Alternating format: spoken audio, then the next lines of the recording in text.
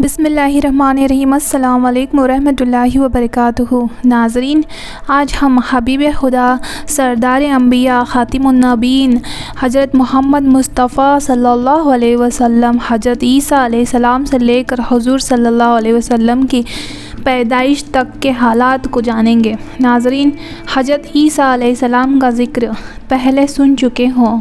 انہوں نے بھی اپنی قوم سے کہا تھا کہ میرے بعد ایک نبی آئے گا، ان کا نام احمد ہوگا۔ حضرت عیسیٰ علیہ السلام کو جب اللہ نے آسمان پر زندہ اٹھا لیا تو اس کے بعد 150 سال تک عیسائی ادھر ادھر بھٹکتے رہے، آپس میں لڑتے رہے۔ ان کے عالموں نے حضرت عیسیٰ علیہ السلام کی تعلیمات کو اکٹھا کیا، اس کا نام انجیل مقدس ہے۔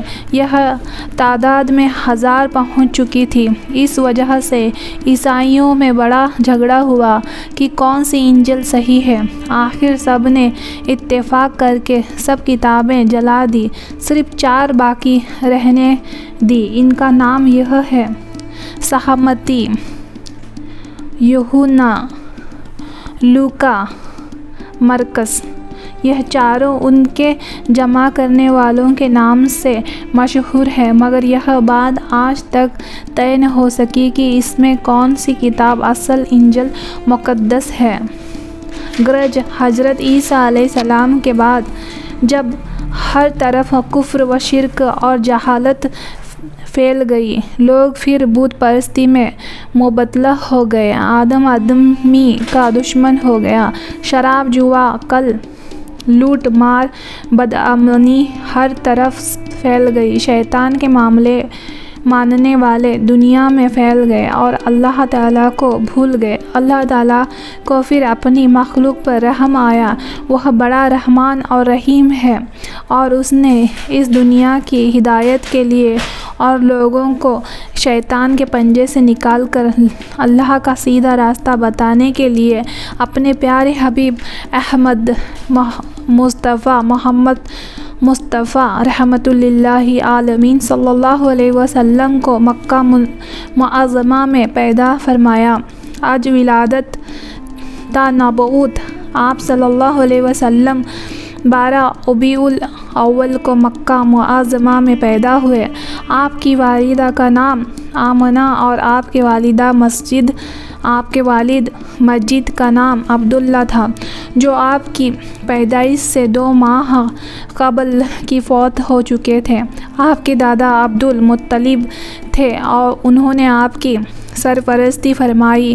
اس زمانہ میں عرب میں دستور تھا کہ شریف گھرانوں کے بچے دیہاتوں میں پرورش پاتے تھے۔ ہمارے نبی صلی اللہ علیہ وسلم کو بھی ایک خاتون حلیمہ پرورش کے لیے لے گئی۔ حضور صلی اللہ علیہ وسلم 6 سال تک دائی حلیمہ کے پاس رہے۔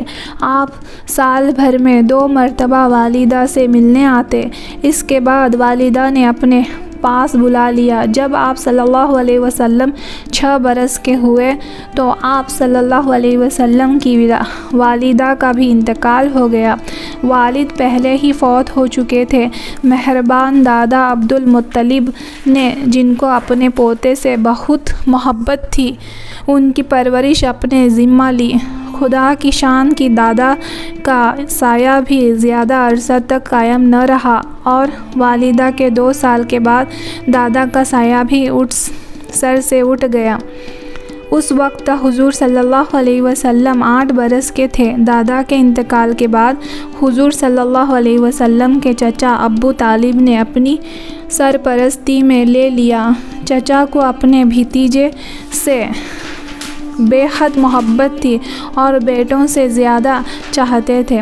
عرب کی حالت اس وقت بہت خراب تھی، جیسا کہ پہلے بتایا جا چکا ہے۔ گو حضور صلی اللہ علیہ وسلم نے انہی لوگوں کے درمیان رہ کر پرورش پائی اور اپنا آپ کا اٹھنا بیٹھنا ملنا جلنا انہی لوگوں سے تھا، مگر آپ نے کسی کی گندی عادت نہیں لی۔ آپ کے ہر کام میں صفائی ستھرائی پائی جاتی تھی۔ آپ کی دیانت، سچائی اور پاکیزگی کی شہرت ہوتی چلی گئی اور لوگ آپ کی سادگی اور آمین کہہ کر پکارنے لگے۔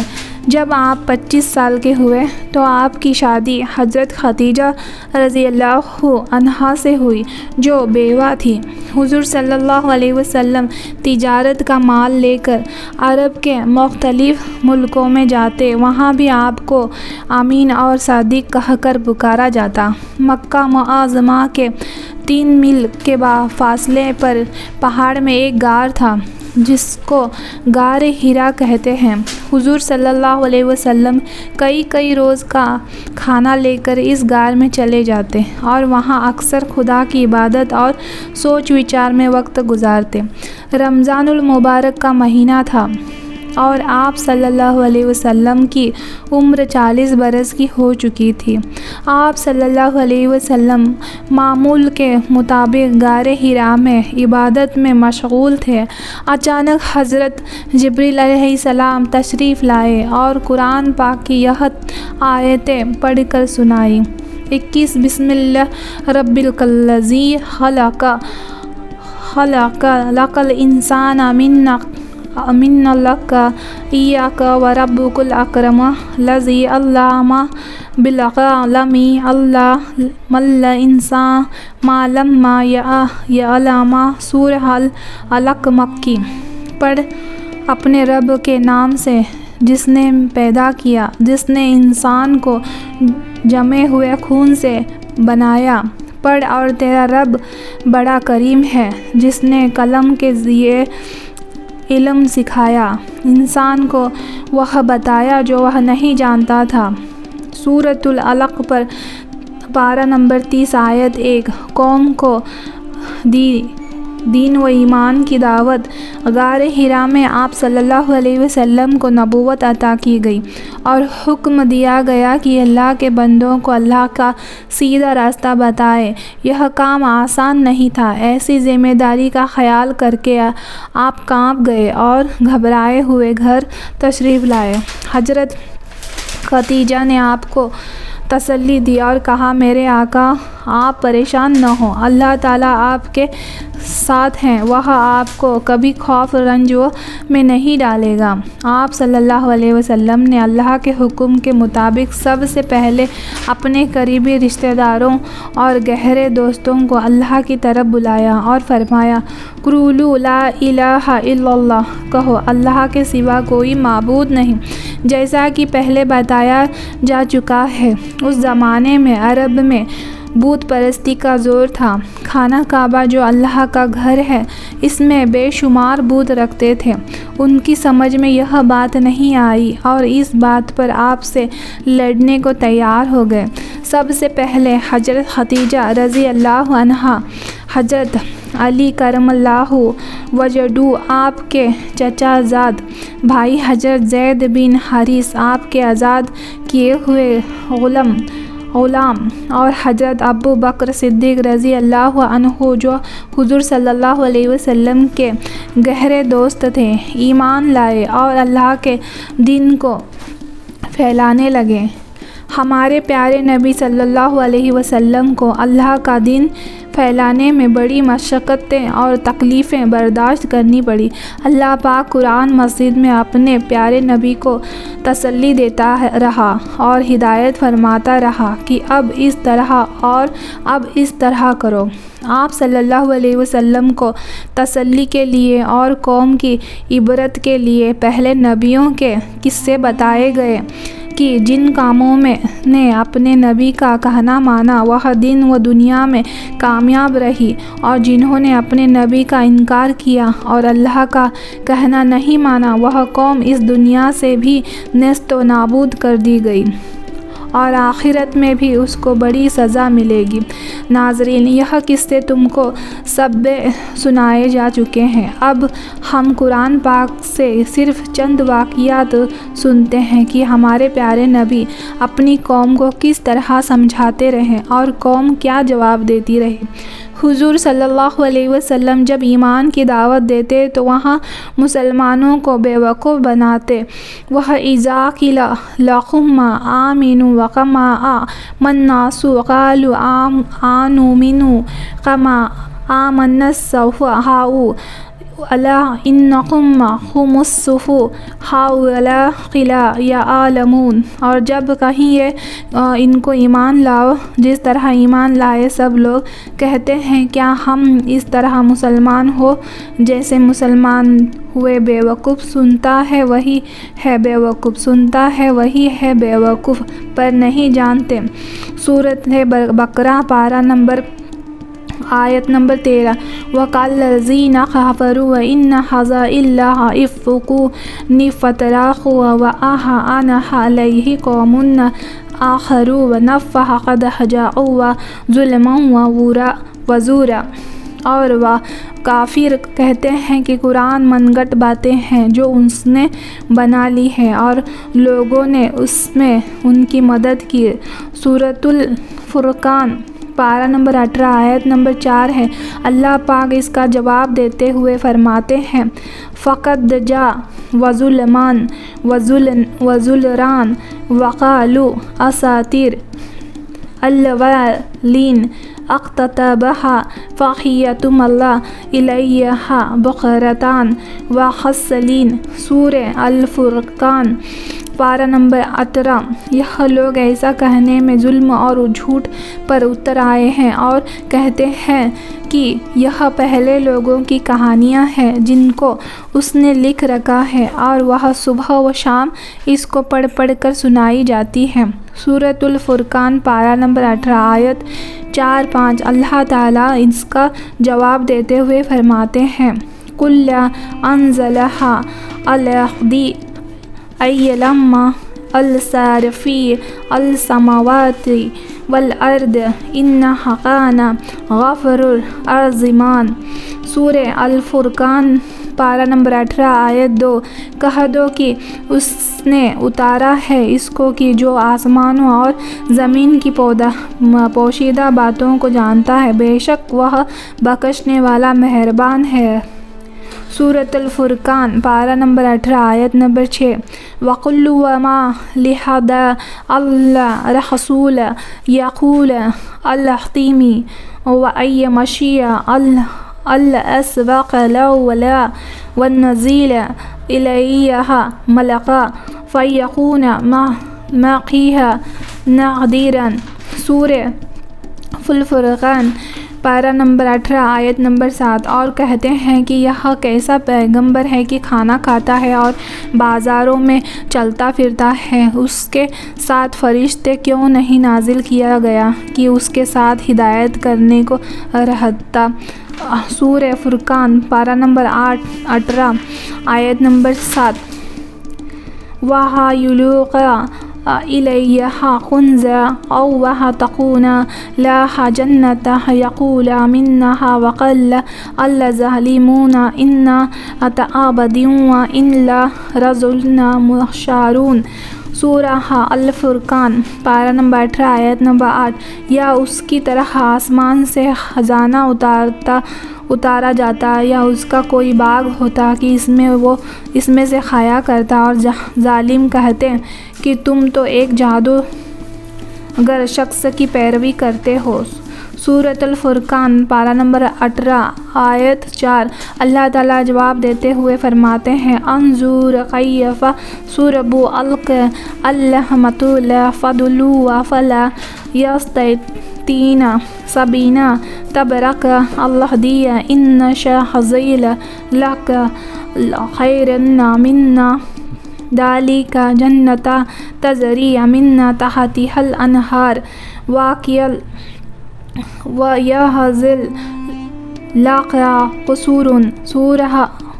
سورۃ الفرقان پارہ نمبر 18 آیت نمبر 9۔ اے پیغمبر دیکھو یہ تمہارے بارے میں کس کس طرح کی باتیں کرتے ہیں، سو گمراہ ہو گئے اور راستہ نہیں پا سکتے۔ وہ خدا بابرکت ہے جو اگر چاہے تو تمہارے لیے اس سے بہتر بنا دے، باغات جن کے نیچے نہریں بہتی ہوں، نیچے تمہارے لیے محل بنا دے۔ سورۃ الفرقان پارہ نمبر 18 آیت نمبر 9۔ وَقَالَ الَّذِينَ لَا يَرْجُونَ لِقَاءَنَا وَأَهْلَ وَنُزِّلَ إِلَيْنَا الْمَلَائِكَةُ أَوْ نَرَى رَبَّنَا۔ سورۃ الفرقان 18 آیت نمبر 21 اور جو لوگ ہم سے ملنے کی امید نہیں کرتے کہتے ہیں کہ فرشتے کیوں نازل نہیں کیے گئے یا ہم اپنی آنکھوں سے اپنے پروردگار کو دیکھ لیں۔ سورۃ الفرقان پارہ نمبر 18 آیت نمبر 21۔ ناظرین، تم نے دیکھا کہ ہمارے پیارے نبی نے اس دن کو پھیلانے کی خاطر کیسی کیسی تکلیفیں اٹھائی۔ آپ نے صبر سے کام لیا اور ہمت نہیں ہاری۔ معراج۔ ناظرین، اللہ پاک نے ہمارے پیارے نبی صلی اللہ علیہ وسلم کو بیت المقدس اور آسمانوں کی راتوں رات سیر کرائی، جس میں معراج کہتے ہیں۔ قرآن شریف میں تم پڑھو گے بسم اللہ الرحمن الرحیم، سبحان الذی اسری بعبدہ لیلا من المسجد الحرام الی المسجد الاقصی الذی بارکنا حولہ لنریہ من آیاتنا انہ هو السمیع البصیر۔ سورہ بنی اسرائیل پارہ نمبر 15 آیت نمبر 1۔ شروع۔ اللہ کے نام سے جو بڑا مہربان نہایت رحم والا ہے۔ پاک ذات ہے جو لے گیا اپنے بندے کو راتوں رات ادب والی مسجد سے مسجد اقصی تک، جس میں ہم نے خوبیاں رکھی ہیں کہ دکھلا دے اس کو اپنی قدرت کے نمونے، وہی سنتا دیکھتا ہے۔ سورہ بنی اسرائیل پارہ نمبر 15 آیت نمبر 1۔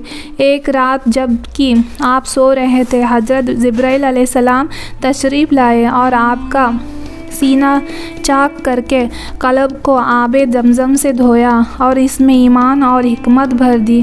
پھر آپ کے پاس سفید رنگ کا براق لایا گیا جس پر آپ کو سوار کیا گیا۔ حضرت جبرائیل علیہ السلام نے اس کی رکاب پکڑی۔ راستے میں آپ کو بہت سے عجائبات دکھائی گئے۔ براق کا ایک قدم جہاں تک نگاہ جاتی تھی پڑتا تھا۔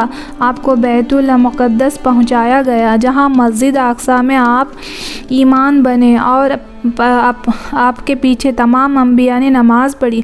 پھر تمام انبیاء سے ملاقات کرائی گئی۔ اس کے بعد آسمان کا سفر شروع ہوا اور ایک کے بعد دوسرے آسمان پر تشریف لے گئے۔ ہر آسمان پر کسی پیغمبر سے ملاقات ہوئی۔ پھر آپ کو سدرۃ المنتہا کی طرف بلند کیا گیا۔ اس کا ذکر قرآن پاک میں اس طرح آیا ہے: وَلَقَدْ رَآهُ نَزْلَةً أُخْرَىٰ عِندَ سدرۃ المنتہا۔ جس نے جبرائیل علیہ السلام کو دوسری بار سدرۃ المنتہا کے پاس دیکھا، یہاں تک کہ ایک مقام پر پہنچے۔ پھر حضرت جبرائیل ٹھہر گئے۔ ہمارے پیارے نبی صلی اللہ علیہ وسلم نے فرمایا کہ ایسے مقام میں کوئی دوست اپنے دوست کو چھوڑتا ہے؟ انہوں نے کہا کہ اگر میں اس مقام میں سے آگے بڑھوں تو نور سے جل جاؤں۔ پھر آپ کو نور سے پیوست کر دیا گیا اور 70,000 حجاب طے کرائے گئے، یہاں تک کہ تمام انسانوں اور فرشتوں کی آہٹ قطع ہو گئی، یہاں تک کہ آپ عرش عظیم تک پہنچے۔ اللہ تعالیٰ کی طرف سے ہمارے پیارے نبی صلی اللہ علیہ وسلم کو امت کے لیے تحفے دیے گئے، وہ یہ ہے: 5 نمازیں فرض کی گئی۔ دوسرا، سورہ بقرہ کا آخری رکوع دیا گیا۔ تیسرا، جو شخص آپ کی امت میں اللہ تعالیٰ کے ساتھ کسی کو شریک نہ ٹھہرائے، اس کے گناہ معاف کیے گئے۔